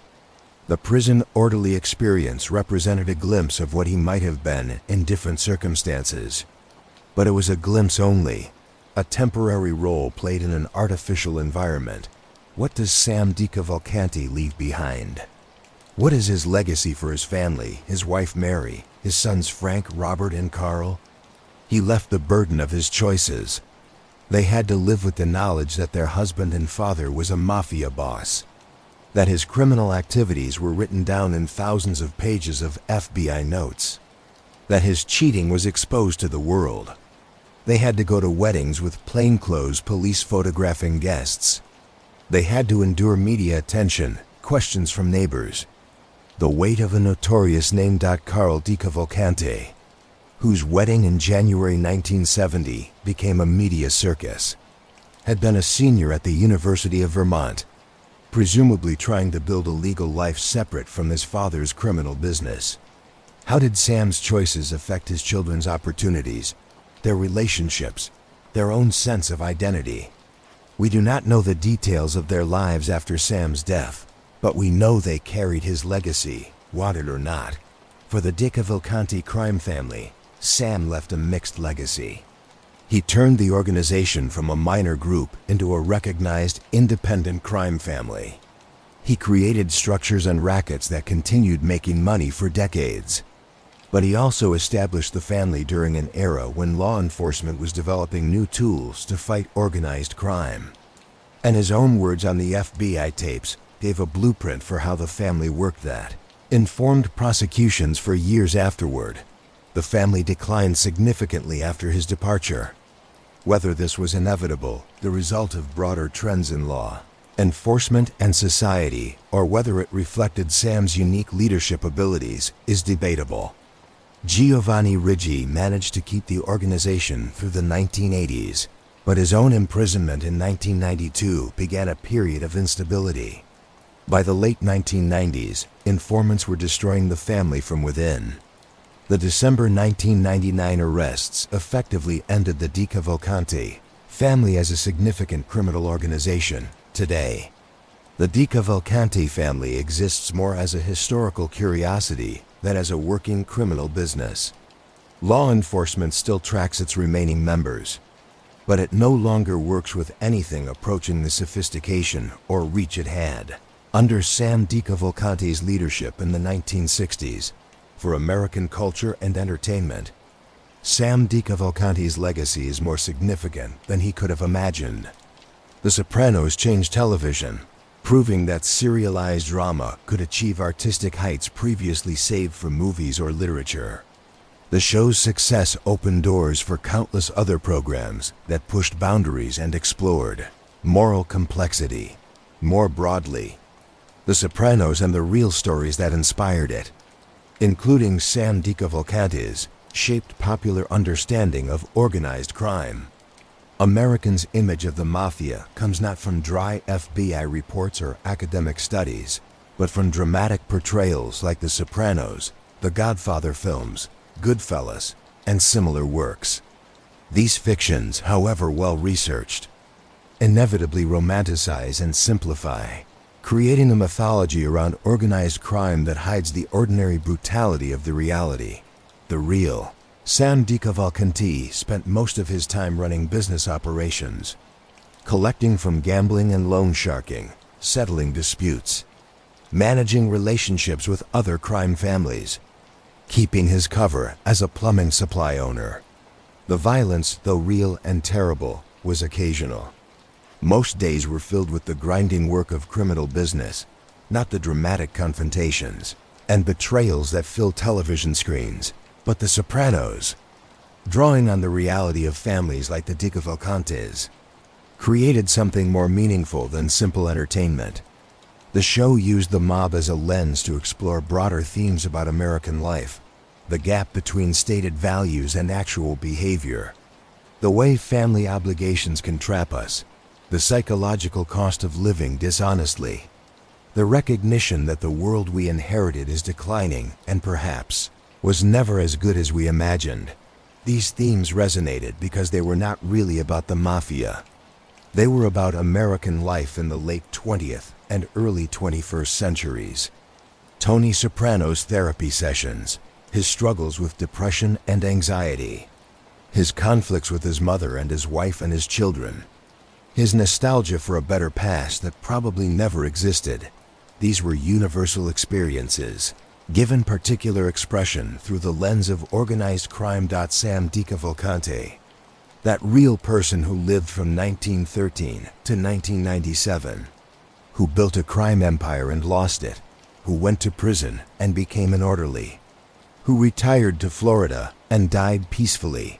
He could not have known that his life would contribute to art that explored these universal themes. He thought his legacy would be the crime family he built, the respect he earned in the underworld, the seat on the commission he achieved.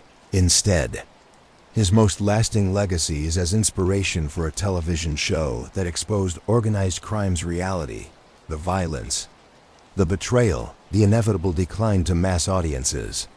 It is a strange and ironic legacy for a man who spent his life trying to keep secrecy. The life of Sam, the plumber. DeCavalcante can be read as a particularly American story. His parents came to this country seeking opportunity, escaping the limited prospects of Sicily for the promise of America.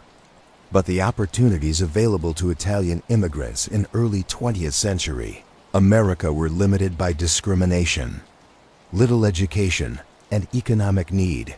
Prohibition created opportunities in illegal business, and Sam's father took them. Sam inherited this world. He saw that illegal activities could make more money more quickly than legal labor. He recognized that respect and power went to those who could organize criminal businesses, who could settle disputes, who could command loyalty. He was ambitious, intelligent, and willing to do what was necessary to succeed. But he also wanted respectability. The Count persona, the claim of noble blood, the focus on dressing well and keeping legal business covers. All this shows a man who was not content to be simply a gangster. He wanted to be seen as something more, something better. This duality, criminal and gentleman, brutal and philosophical, powerful and insecure, makes him interesting as a character and representative of organized crime's contradictions more broadly. The mafia, particularly in its American form, has always contained these contradictions. It is simultaneously a brotherhood bound by loyalty and a criminal business where betrayal is common. It claims to work by codes of honor while doing dishonorable activities. It presents itself as protecting Italian-American communities while actually preying on those communities.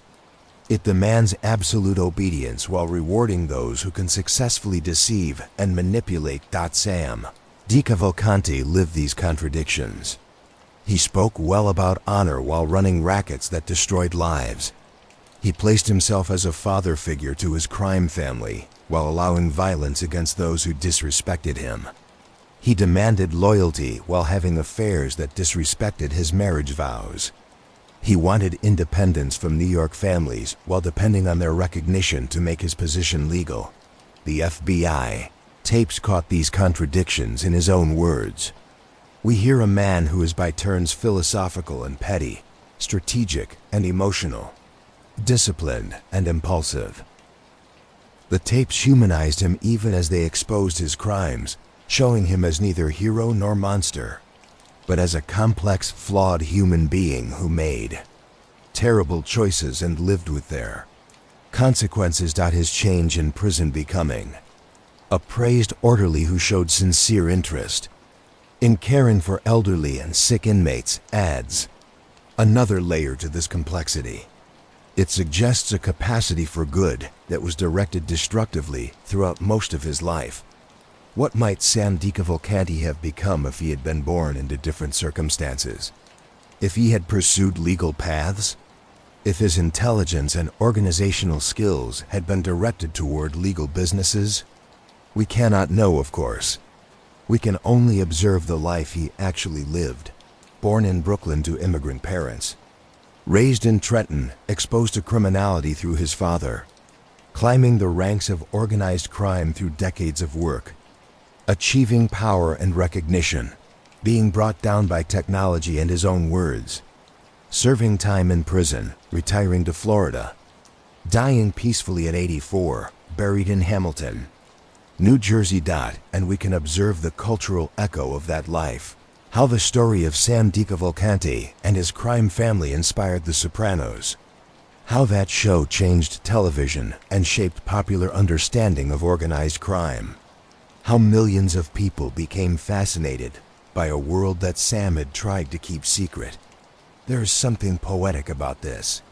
The man who valued secrecy above almost everything else, who enforced omerta strictly, who worked through front businesses and careful deception. His legacy is a television show that exposed the reality of mob life to mass audiences.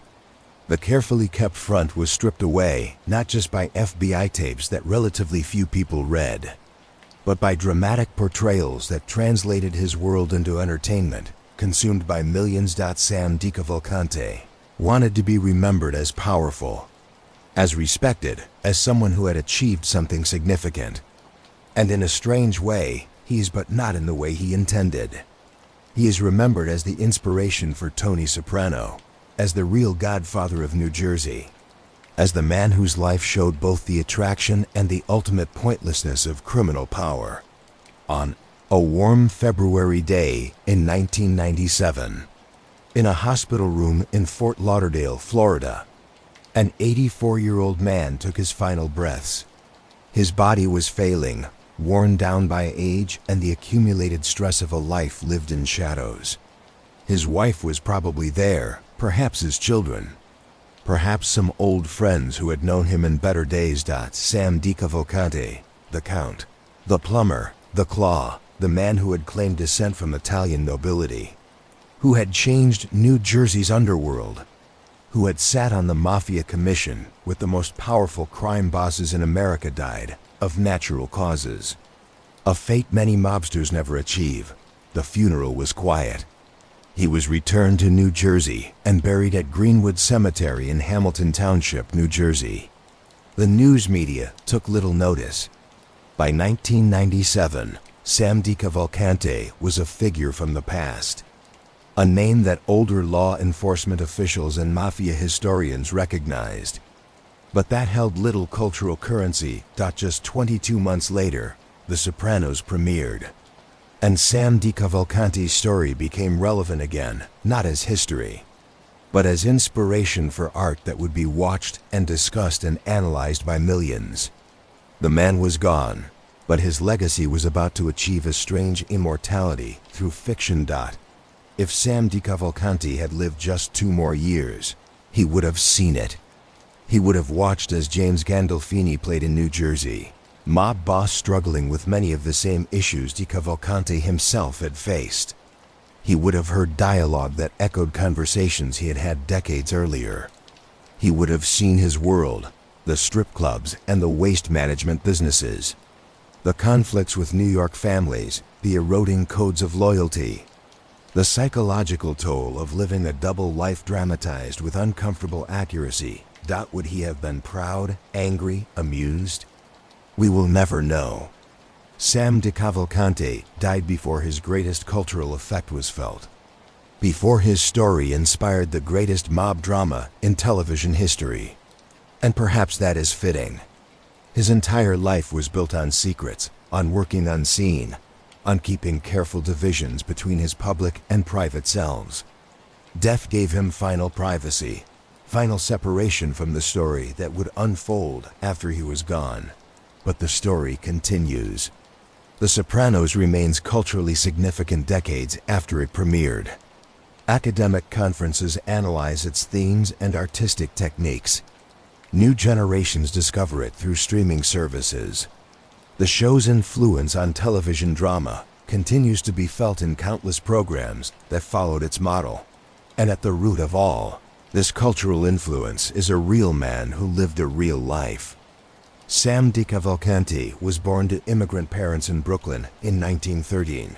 He grew up in New Jersey, entered organized crime, rose to lead the crime family that carried his name, achieved recognition from the Mafia Commission, built a crime empire worth millions, was brought down by FBI surveillance, served time in prison where he surprisingly did well as an orderly, retired to Florida, and died peacefully at 84. It is a remarkable American story, the son of immigrants who achieved power and recognition. Though in a criminal rather than legal sphere, it is a cautionary tale about the ultimate pointlessness of criminal business, about how power built on violence and exploitation inevitably crumbles. It is a human story about a complex, contradictory person who contained many sides: capacity for violence and care, ruthlessness and philosophy, ambition and insecurity. And it is a story that continues to resonate because it asks questions that do not have easy answers. What is power? What is honor? What do we owe our families versus ourselves? How do we make our stated values match our actions? What happens when the world we understood begins to change and leave us behind? These are the questions Sam DeCavalcante wrestled with throughout his life. These are the questions The Sopranos explored through Tony Soprano's character. These are questions that remain relevant because they are fundamentally human, going beyond the specific context of organized crime. Sam DeCavalcante is gone. The crime family he built is a shadow of what it once was, taken apart by aggressive prosecution and destroyed from within by informants who broke the code of Omerta. The physical empire has crumbled, but the story lives on. The real godfather of New Jersey. One of the real-life figures whose tapes and family structure informed aspects of The Sopranos. The plumber who became the count. The mobster who became a prison orderly. The boss who died peacefully in Florida, never knowing that his legacy would be measured not in criminal businesses, but in cultural effect. His story is told now, complete, from birth in Brooklyn to death in Fort Lauderdale, from bootlegger's son to mafia boss to federal prisoner to retiree. It is a story of ambition and power, of achievement and loss, of complexity and contradiction. It is a story that shows the reality of organized crime while also exploring universal human themes. And it is a story that deserved to be told this way, with detail and subtlety, with attention to both the criminal and the human, with recognition of both the harm he caused and the complexity he embodied. This is the complete story of Sam the Plumber DeCavalcante, the man who built the real-life Sopranos, the man whose hidden microphone brought it all crashing down, the man who became an orderly in prison, the man who retired to sunshine and died in peace, the man whose legacy lives on through fiction and exposed the truth about the life he lived. He was born April 30th, 1913. He died February 7th, 1997. And his story, complicated, tragic, fascinating, very American, will continue to echo through culture as long as people remain interested in the spaces between right and wrong, the contradictions between appearance and reality, the price of power pursued through criminal means. If you have made it this far, you have just experienced one of the most detailed looks at Sam DeCavalcante's life available anywhere. This is the story behind The Sopranos, the real history that inspired fiction that changed television forever. What surprised you most? Was it the FBI tapes that caught everything? The change into a prison orderly? The timing of his death just before The Sopranos premiered? Leave a comment and let me know. I really want to hear your thoughts. If you found value in this deep dive into organized crime history, do me a favor, hit that like button. It helps the algorithm understand that detailed long-form content like this is worth promoting. And if you have not already subscribed, now is the time. This channel is for bringing you the most thoroughly researched stories from the underworld. Told with the depth and subtlety they deserve. We have more stories coming. Tales of power and betrayal. Of rise and fall. Of men who lived and died by codes that ultimately proved empty. Stories from the shadows brought into the light. Until next time, sleep well. And remember, sometimes the most interesting stories are the ones that never made it into The Sopranos because they were too strange, too complex, too human for fiction.